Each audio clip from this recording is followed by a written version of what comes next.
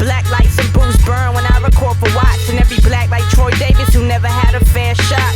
All black everything, everything black. Culture over everything, y'all, we taking it back. Black.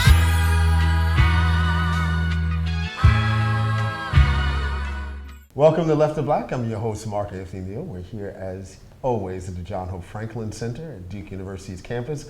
We're joined today by Miss Cicely Mitchell, who is the co-curator of the Arts Festival, the Art of Cool. Hey. How are you doing today, Cicely? I'm good. Thanks for having me. So talk a little bit about the Art of Cool. This is a musical arts festival and innovation festival in the Bull City in Durham. Durham trying to look a little bit more like Austin, but not quite. Yeah, there are always the comparisons, but Art of Cool is a jazz presenting nonprofit. We're on a mission to expand the audience for jazz. We've been around since 2011. And our mission, again, is to expand the audience, and we do that through two programs. One of the programs is a big major festival, which is supposed to be kind of a gateway to jazz. And then we also do a summer jazz camp called Start of Cool. Yep, and so that's what we're about. The festival is coming up. It's May 6th through the 8th. And literally it's a venue or club crawl, and you buy a ticket and you hop around from place to place. We have 5 venues, close to about 40 bands and speakers this year. We like to call it kind of like a Black by Southwest, I guess, because it has an innovation component and it has a music component to it. Talk a little bit about the headliners. You know, the Friday night headliner is Terrence Blanchard. Yes, Terrence Blanchard. So the whole vibe of our festival is to keep the core jazz audience, but also to expand and tap into and inspire a new generation of jazz listeners. So we decided to go with Terrence Blanchard this year. We feel like some of the Gen Xers know him from scoring Spike Lee films. And then, you know, the older crowd may know him from being in Art Blakey's Jazz Messengers at one time. And then a younger audience hopefully will be inspired by his work that he's doing now with his electric E-Collective band. Which is both music that's a little bit more accessible for younger folks, right, but also work that's also connected to some of the social justice issues. Correct. That we're starting to see right now. So, and in some ways, you know, Terrence has made a move, with the exception of, say, someone like Robert Glasper, who's younger, right, but of his generation of artists, right, it's actually really important that he's now making this move to connect to a younger audience. Yes, I think there's been a more intentional move on the part of some of the players like a Robert Glasper or like Terrence that really want to move more in, not the R&B realm, but make it more accessible for people. Now, the Saturday night headliner, and I remember talking with you about this last year. Yeah.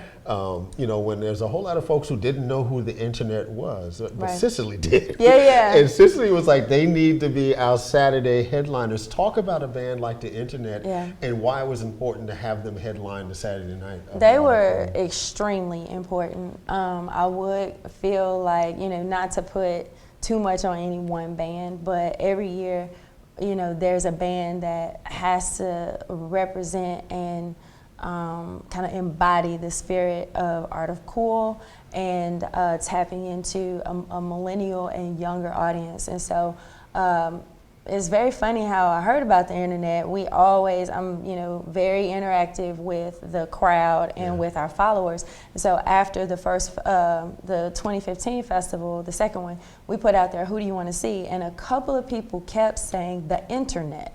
And it kind of bothered me. It was like, there's a band by the name of the internet? What in the world? So I just started listening over the summertime and then, you know, seeing some video content and really just caught a vibe. Like, this is kind of where the sound is going.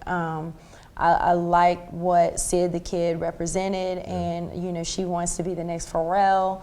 So it was really, I just kind of was drawn to them. And so then I was on a mission all summer long to land this band. It was like getting the manager's number and then, you know, getting the agent's number and really courting them, because I felt like everything really needed to center around them from a millennial audience standpoint. Yep. When you think about the headliners and think about, say, someone like a D'Angelo and Black Messiah, Yeah.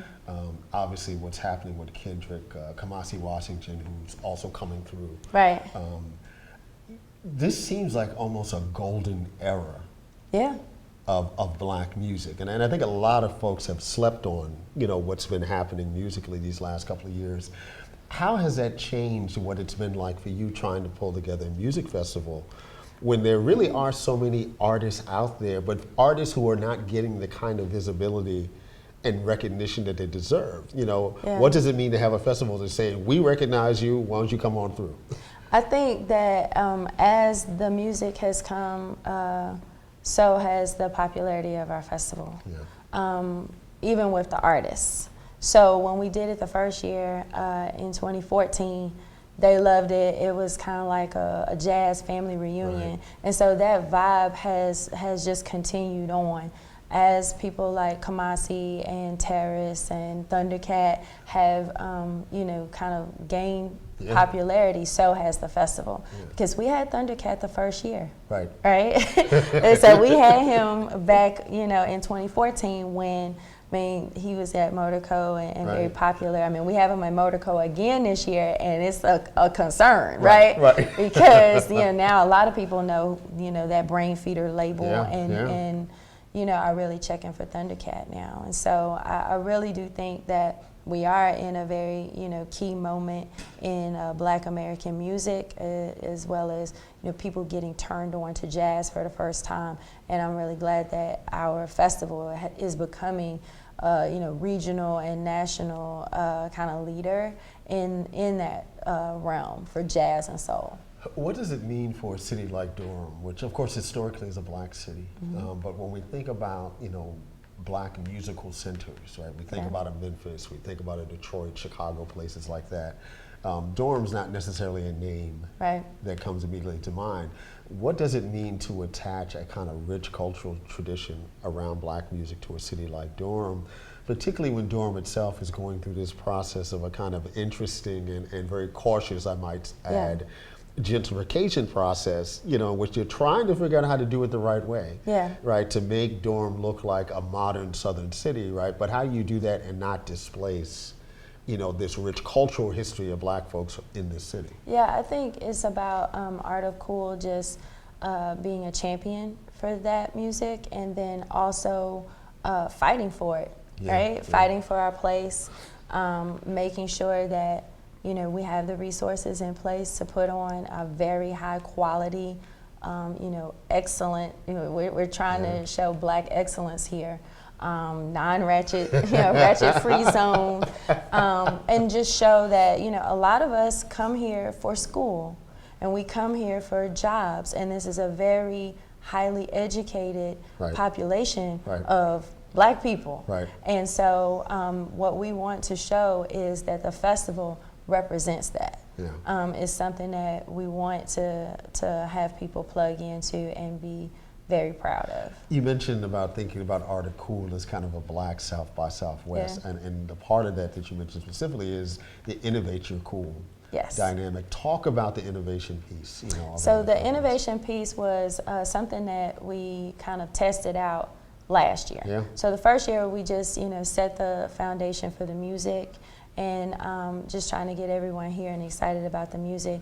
Last year we did music and innovation. We had Wayne Sutton, we had Wayne Chris Sutton. Emden. So it was a mixture of innovation and music and culture and education. And so we are continuing on with that this year. Our keynote is Anthony Frazier of PHAT Startup. And so we're under the direction of a millennial this year, Michael English, who has his own startup, Goldmine, and he and I work together on the programming. We have Moog synthesizers plugging in again to do the synth workshop. I think your daughter took part in that. And so we also have Terrace Martin and Rhapsody plugging in to talk about their roles behind the scenes on To Pimp a Butterfly, because we do feel like Kendrick Lamar's album really helped usher in this golden age of jazz and you know, Kamasi Washington is now a superstar on GQ and Esquire. These are not, you know, normal places where a jazz musician will be getting that much coverage.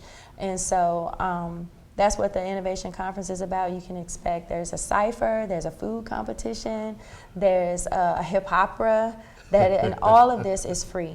All of this is free to the public. It happens on Saturday, May 7th at American Underground, and it'll be from 10 to 4 o'clock. And so all we ask is that you RSVP on our website, aocfestival.org. Okay. Well, thank you very much for joining us. All right, thank you for having me. Black lights and booze burn when I record for Watts, and every black like Troy Davis who never had a fair shot. All black, everything black, culture over everything, y'all. We taking it back, black.